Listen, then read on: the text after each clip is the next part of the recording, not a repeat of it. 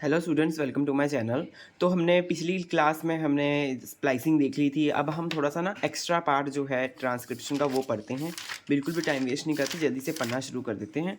और चलिए देखिए अब हम ट्रांसक्रिप्शन के जो मैंने इंपॉर्टेंट पॉइंट्स यहाँ पे लिखे हैं ना, वो थोड़े से आपको एक बार रीड करके बता देता हूँ क्या क्या मैंने यहाँ पे लिखा है, ताकि आपको एक आइडिया मिल जाए। थोड़ा एक्स्ट्रा, ये एक्स्ट्रा इन्फॉर्मेशन है। तो देखिए, ट्रांसक्रिप्शन के बारे में है। अल्फ़ा सब यूनिट जो होता है, अल्फ़ा सब यूनिट जो कोर आरएनए पॉलीमरेज़ अल्फ़ा सब यूनिट है ना, एन टर्मिनल डोमेन होता है, एन टर्मिनल डोमेन, और एक होता है C terminal domain. Alpha subunit का होती है ना, आरएनए पॉलीमरेज़ की अल्फ़ा सब यूनिट होती है, उसकी जो ये है, उसकी क्या कहते हैं, एन टर्मिनल डोमेन जो है कोर एंजाइम है आरएनए पॉलीमरेज़ से जो बाइंड करेगा। N terminal domain core enzyme है जो आरएनए पॉलीमरेज़ से बाइंड करेगा। और सी टर्मिनल डोमेन है, इंटरेक्ट करेगा प्रमोटर से। सी टर्मिनल डोमेन इंटरेक्ट करेगा प्रमोटर से। Contain determination for interaction with regulatory factors. इनके पास डिटर्मिनेंट्स होते हैं, जैसे रेगुलेटरी फैक्टर्स। ऑब्वियसली अगर रेगुलेटरी फैक्टर्स होंगे ना, उनकी वजह से ही ये आगे का काम शुरू होगा। क्योंकि रेगुलेटरी फैक्टर्स क्या करते हैं, रेगुलेटरी फैक्टर्स वो अगर इसको बताते हैं कि आरएनए पॉलीमरेज जो है, इसको बताते हैं कि अब काम करना है और अब स्टार्ट हो जाओ, अब रुक जाओ, अब बन चुका है। तो ऐसे डिफरेंट डिफरेंट रेगुलेटरी फैक्टर्स होते हैं, जिसमें क्या कहते हैं, सी टर्मिनल डोमेन में वो इंटरेक्ट करते हैं प्रमोटर के साथ। ठीक है, क्योंकि हमें रेगुलेशन चाहिए। अभी हम रेगुलेशन भी पढ़ेंगे थोड़ी बहुत, उसके बाद हम रेगुलेशन भी पढ़ेंगे। अब T4 बैक्टीरियोफाज जो है वो इनहिबिट करता है बाइंडिंग को। T4 बैक्टीरियोफाज क्या करता है, बाइंडिंग को इनहिबिट करता है बेसिकली बाइंडिंग को बाय बाय एडीपी जो है, एडीपी राइबोज चेंजेस कंफर्मेशन। हाँ, एडीपी राइबोज जो है वो कंफर्मेशन चेंज करता है बेसिकली, इसलिए वो T4 बैक्टीरियोफाज जो है वो इनहिबिट करता है बाइंडिंग को। ठीक है, अब मोस्ट बैक्टीरिया जो है, ज़्यादातर बैक्टीरिया जो हैं वो T2 T4 फाज, लैम्डा फाज एनकोड करते हैं सिग्मा फैक्टर को एनकोड करते हैं और हाईजैक करते हैं, आरएनए पॉलीमरेज को हाईजैक करके रखते हैं। T3 और T7 बैक्टीरिया जो है ना, रिकॉग्नाइज करते हैं, T3 और T7 क्या रिकॉग्नाइज करते हैं own specific DNA binding and form own RNA polymerase. अपना ओन स्पेसिफिक आरएनए बाइंडिंग जो सीक्वेंस है, उसको ये T7 और T3 और ये करते हैं, अपने आप को रिकॉग्नाइज करते हैं और आरएनए पॉलीमरेज के साथ बाइंड करते हैं। और 2, 4 और लैम्डा फेज जो है वो only sigma factor and hijack करके रखते हैं, encode only sigma factor and hijack bacteria सिर्फ सिग्मा फैक्टर को ये एनकोड करते हैं। अब और अपने पूरे को नहीं करते। ये जो T7 और 3 वाले हैं, ये पूरे को करते हैं। ये एक थोड़ा सा एक जनरल नॉलेज के लिए, मतलब ये याद रखना है आपको। थोड़ी एक्स्ट्रा नॉलेज है, बीच बीच स्टेटमेंट से मैंने उठाई हुई हैं ये लाइंस, तो इसलिए मैंने यहाँ लिखी हुई हैं। जैसे क्वेश्चंस वगैरह प्रैक्टिस खुद करता हूँ ना, तो उस हिसाब से मैंने लिखी है। तो आप उस हिसाब से इसको बस आप इसको अपने दिमाग में रखें जब आप रिवीजन करें, है ना। आरएनए पॉलीमरेज 4 और 5 जो है वो क्या कर रहे हैं, रिक्वायर्ड फॉर किसके लिए चाहिए, आरएनए 4 और 5 किसके लिए चाहिए, जीन साइलेंसिंग के लिए चाहिए। Gene silencing directed via RNA directed DNA methylation, RDDM pathway, RNA directed DNA methylation pathway 4 और 5 चाहिए उसके लिए। 4 और 5 चाहिए। 4 और 5 किसके लिए चाहिए, जीन साइलेंसिंग के लिए चाहिए via RNA directed DNA methylation. DNA methylation होता ही तब है बेसिकली जब हम उसको आगे आगे जाने से हमें रोकना हो, है ना। जब पूरी तरह से मिथाइलेशन नहीं होगा तो हमें मिथाइलेशन होगा तो आगे नहीं जाएगा, इसलिए मिथाइलेशन करवाया जाता है। ठीक है, तो यहाँ पे जीन साइलेंसिंग का बेसिकली हो रहा है। ये जीन साइलेंसिंग करवाते हैं 4 और 5 प्लांट्स में in synthesis non coding RNA. Sigma 70 के बारे में देख लेते हैं। इसके 4 रीजन्स होते हैं। एक होता है 1.1, 2, 3, 4 और डीएनए बाइंडिंग मोटिफ। ये 3-4 इसमें होते हैं। 1 जो होता है ये मिमिक करता है डीएनए को मिमिक करता है। 2 और 4 जो है रिकॉग्नाइज करती है हाँ 10 और 35 एलिमेंट।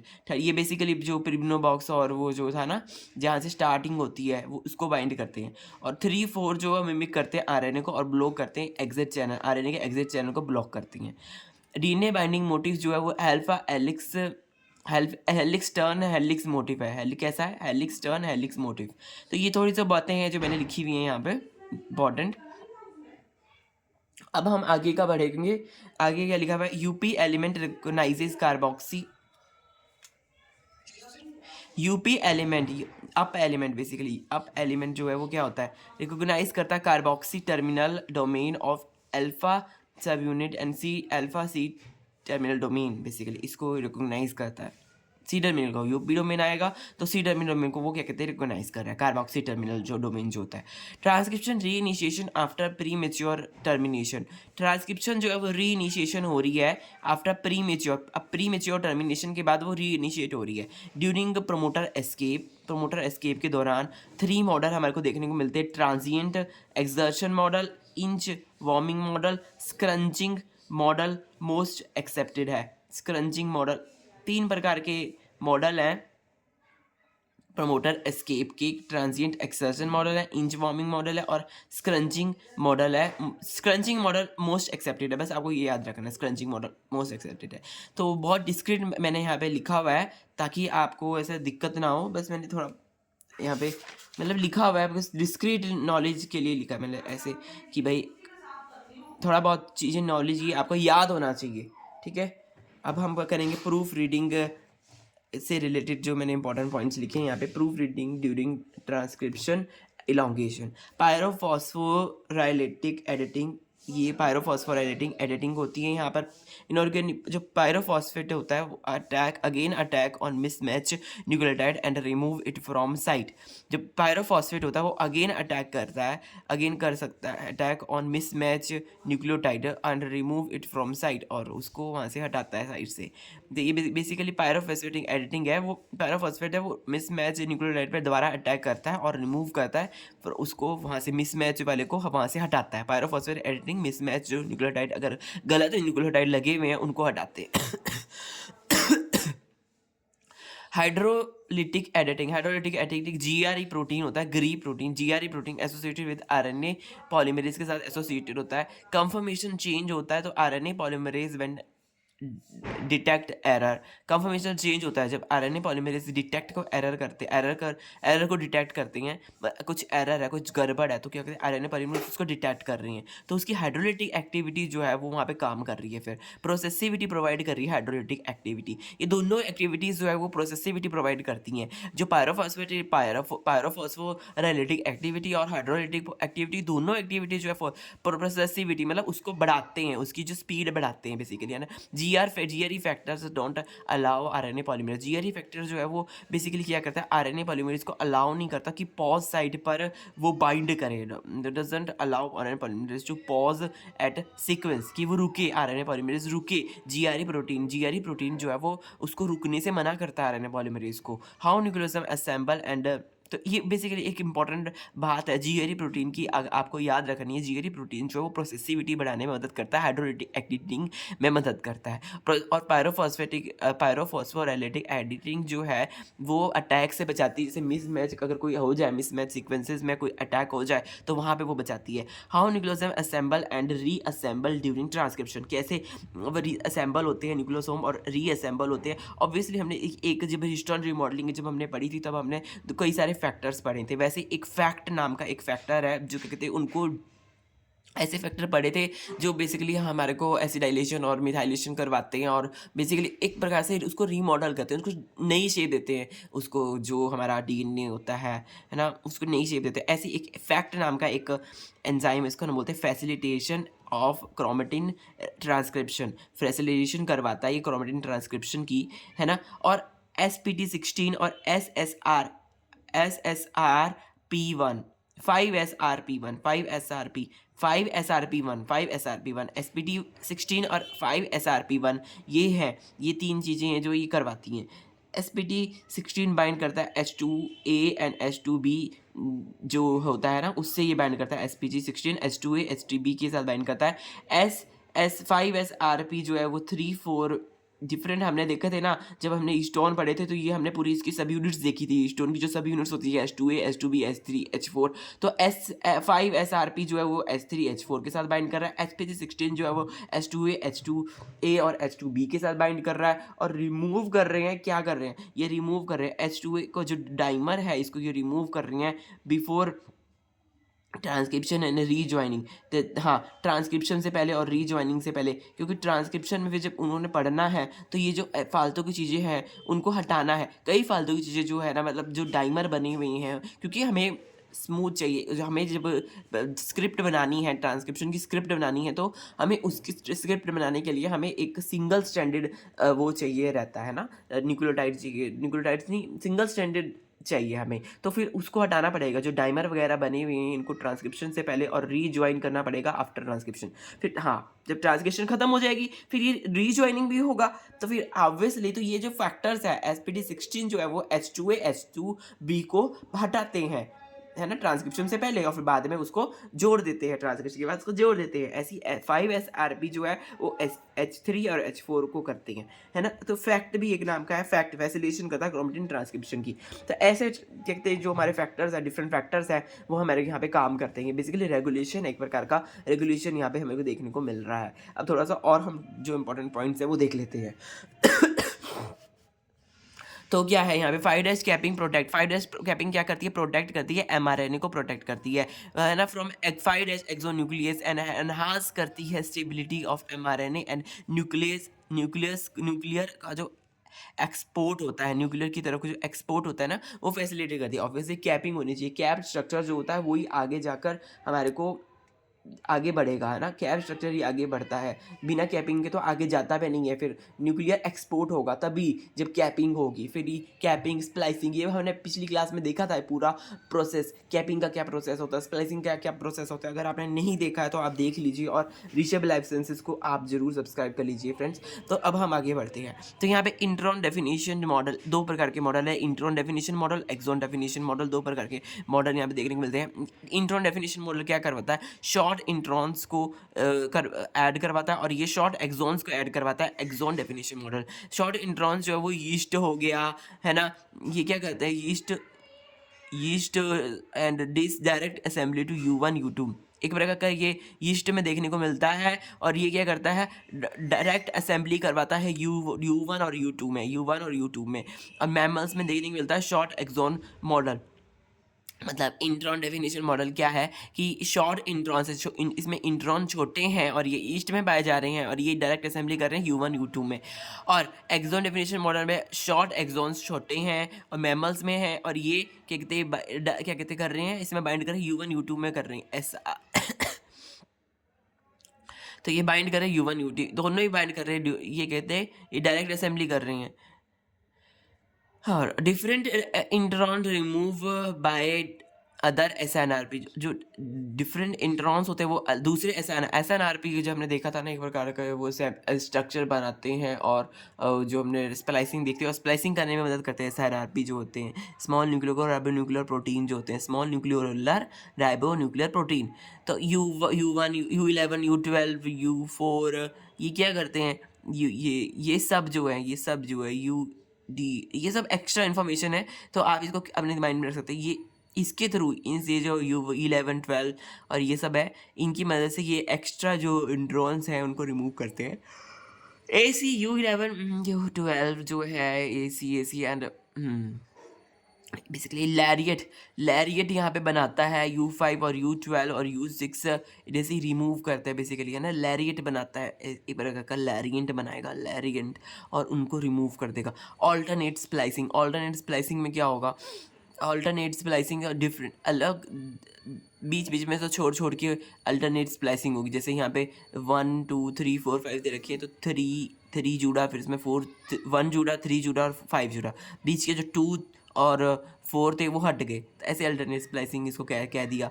ठीक है, ऐसे एक मतलब आपको अगर स्प्लाइसिंग के ऐसे टाइप्स है ना, तो आपको याद रखना कि अल्टरनेट स्प्लाइसिंग क्या होती है। TAG antigen, SV40 large, SV40 का जो T एंटीजन है एक SV40, उसका क्या है, उसका लार्ज सब यूनिट T एंटीजन है, और स्मॉल सब यूनिट जो है वो नहीं, 2 प्रकार के सब यूनिट है, एक लार्ज टी एंटीजन है उसका, एक उसके पास SV40 है। SV40 या SV40 के बाद लार्ज टी एंटीजन है और एक स्मॉल टी एंटीजन है। लार्ज टी एंटीजन है वो क्या करता है, वो करता है इनिशिएटर प्रोटीन की तरह काम करता है, इनिशिएटर प्रोटीन की तरह काम करता है और हेलिकेज एक्टिविटी करता है, हेलिकेज एक्टिविटी करता है। और स्मॉल एंटीजन जो है SV40 का टी एंटीजन का है ना, और वो क्या करता है, वो स्टे रहता है, कहाँ रहता है, साइटोसोल में रहता है, बस साइटोसोल में रहता है। लार्ज वाला जो वो इनिशिएटर प्रोटीन की तरह काम करता है और हेलिकेज एक्टिविटी है। लार्ज बड़े वाले की हेलिकेज एक्टिविटी है, जो है ना इनिशिएटर की तरह काम करता है। हेलिकेज एक्टिविटी तो मतलब खोल रहा है बेसिकली, है ना, काम खोलने का काम कर रहा है, फिर इनिशिएशन होगा, फिर है ना ऑब्वियसली, फिर इनिशिएशन होगा जब, और पॉलीमरेज आएंगे, फिर बाइंडिंग होगी, ऐसे तो इनिशिएशन। तो ये टी एंटीजन जो लार्ज वाला है, SV40 का जो टी एंटीजन है उसका जो लार्ज सबयूनिट है वो हेलिकेज एक्टिविटी रखती है और ऐसे इनिशिएटर प्रोटीन को आगे बढ़ाती है। और स्मॉल एंटीजन जो है वो हमेशा साइटोसोल में ही रहता है। डिस्केंजीन एक नाम है डिस्केंजीन, ये करता है, ये एनकोड करता है इतने प्रोटीन को, 38,016 प्रोटॉन्स को, ये आइसोफॉर्म्स जो है उसको ये एनकोड करता है। अल्टरनेट स्प्लाइसिंग एक प्रकार की स्प्लाइसिंग जो है SXNL और ट्रा जीन DSX रेगुलेट करते सेक्स इन ड्रोसोफिला। जो ट्रा है, SXL और DSX, ये सब अल्टरनेट स्प्लाइसिंग का यहाँ पे एग्जांपल दे रखा है। बेसिकली अल्टरनेट स्प्लाइसिंग में कहाँ देखने को मिलता है, ड्रोसोफिला में देखने को मिलती है।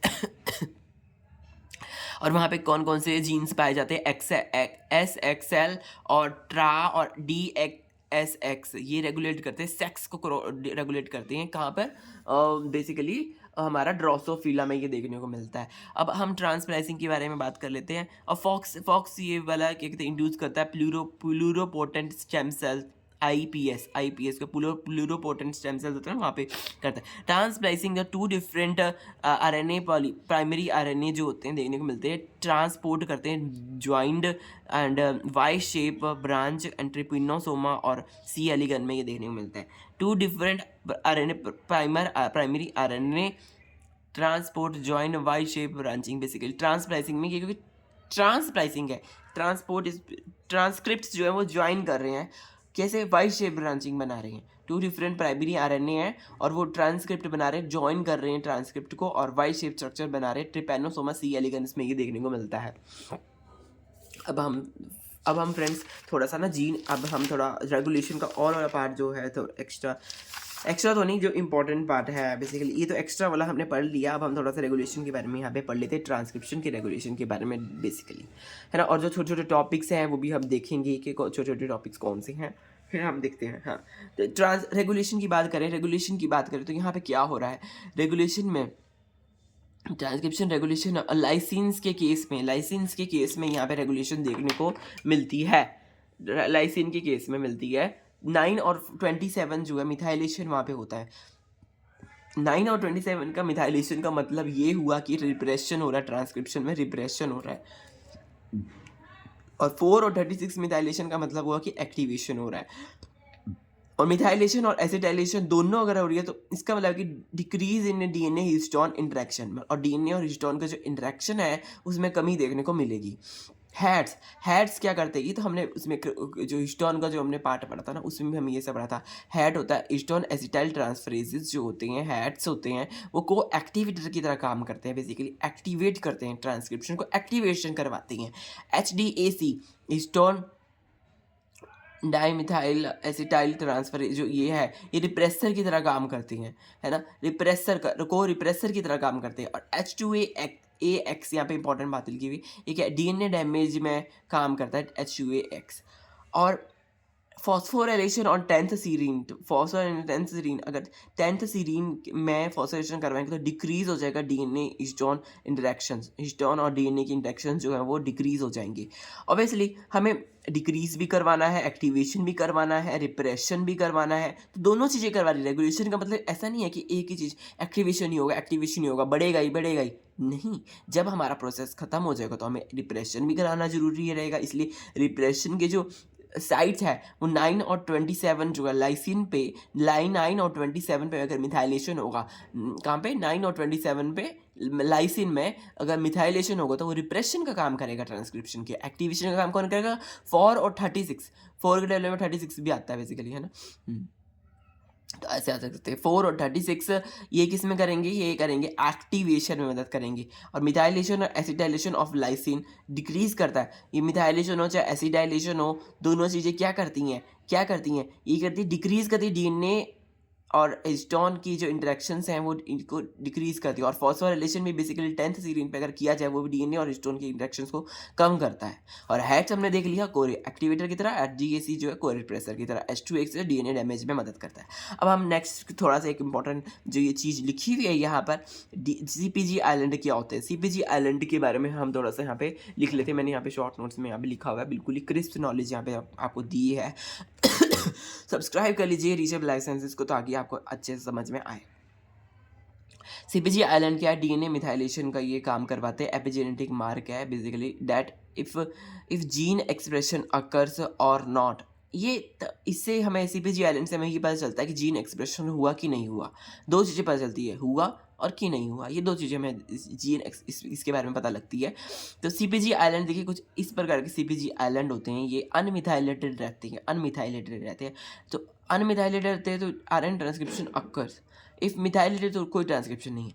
अगर ये अनमिथाइलेटेड है, ये जो CpG आइलैंड है, CpG आइलैंड जो एक प्रकार के स्ट्रक्चर्स बना रहे हैं, आइलैंड बना रहे हैं ना, ऐसे ऐसे जो ये फॉस्फो लिपिड्स है बेसिकली, है ना, वहाँ पर ये ऐसे फॉस्फोलिपिड्स जो अनमिथाइलेटेड अगर रह गए, अनमिथाइलेटेड रहेंगे तो वो क्या करेंगे? RNA ट्रांसक्रिप्शन करवाएंगे। अगर ये मिथाइलेटेड हो जाएंगे तो ये कोई ट्रांसक्रिप्शन नहीं करवाएंगे। बेसिकली हमने देखिए ऐसे डिफरेंट चीज़ें हमने देखी थी। डीएनए मिथाइलेशन है, एपिजेनेटिक मार्क है। ऑब्वियसली हमने मिथाइलेशन देखा भी था कि अगर मिथाइलेशन प्रॉपर मिथाइलेशन है ना, मिथाइलेशन होना बहुत ज़रूरी होता है। तो एक प्रकार का एपिजेनेटिक मार्क है ये।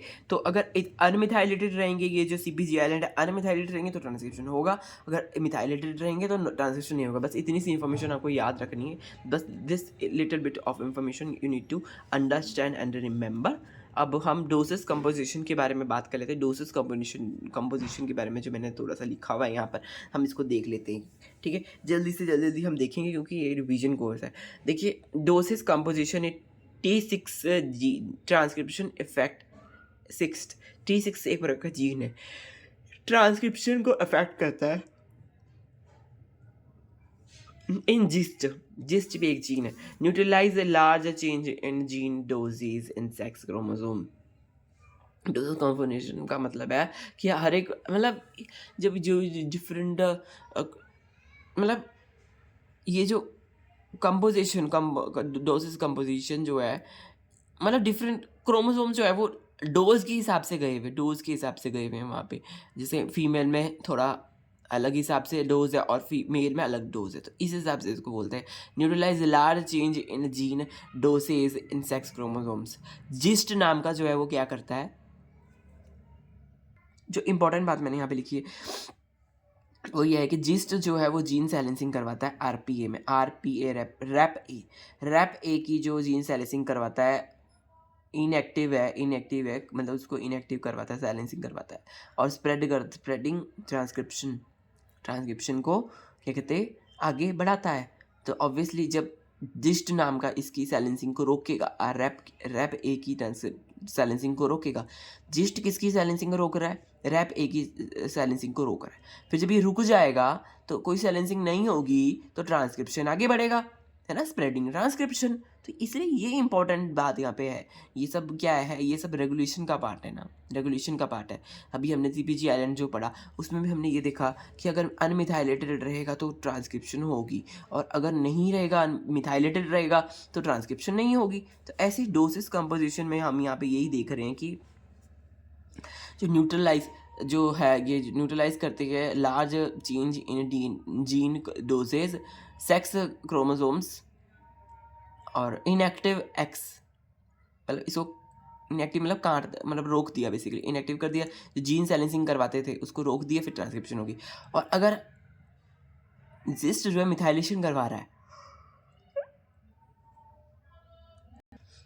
जिस्ट जो है वो अगर इनएक्टिव है तो वो जीन साइलेंसिंग करवा रहा है, अगर एक्टिव है तो मिथाइलेशन करवा रहा है। इनएक्टिव में जीन साइलेंसिंग करवा रहा है और ट्रांसक्रिप्शन आगे बढ़ रहा है, एक्टिव है तो मिथाइलेशन करवा रहा है तो ट्रांसक्रिप्शन आगे नहीं बढ़ रहा। जिस्ट का यहाँ पे मेजर रोल है जो कि हम देखने को मिलता है ना।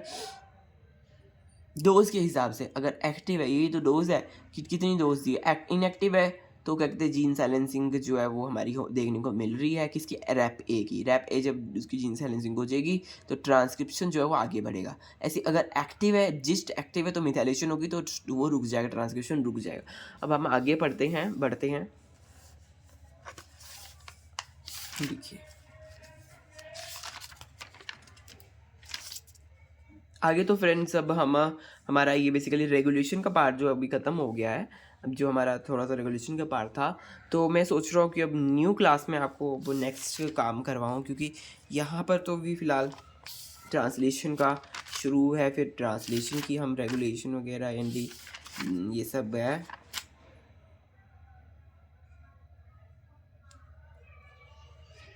एक बार हम यहाँ पे रेगुलेशन की, हाँ थोड़ा सा यहाँ पे मैंने लास्ट में रेगुलेशन लिखी हुई है, ये ट्रांसक्रिप्शन की रेगुलेशन है, ये भी देख लेते हैं यहाँ पे, ये देख लेते हैं। हाँ थोड़ी सी रेगुलेशन का पार्ट बचा है, बस इतना सा यूकैरियोटिक रेगुलेशन का कि स्पेसिफिकली यूकैरियोटिक की जो रेगुलेशन होती है ना उसका ये पार्ट है, थोड़ा ये हम पढ़ लेते हैं क्योंकि रेगुलेशन करवानी भी ज़रूरी है ना फ्रेंड्स। तो क्योंकि तो ये है ना, इसलिए हम इसको पढ़ लेते हैं। तो cis acting element, six acting element होगा।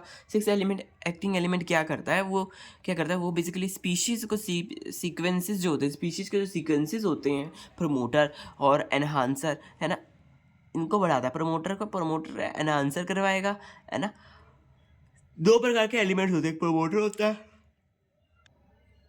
इसमें सिक्स एक्टिंग एलिमेंट बस इसमें दो चीज़ें इंपॉर्टेंट है, एक है प्रमोटर, एक साइलेंसर। प्रमोटर का काम है एनहांस करवाना और साइलेंसर का काम है प्रेस करवाना। बस यही एक नॉर्मल सी बात यहाँ पे लिखी हुई है इस पॉइंट में कि और ये क्या करे, एनहांसर ऑब्वियसली ट्रांसक्रिप्शन को बढ़ाएगा है ना। अगर हार्मोन की बात करें, हार्मोन भी ऐसे होते हैं जो ट्रांसक्रिप्शन को रेगुलेट करते हैं, तो उसमें ये यूकैरियोटिक ट्रांसक्रिप्शन रेगुलेशन जो मैं आपको करवा रहा हूँ।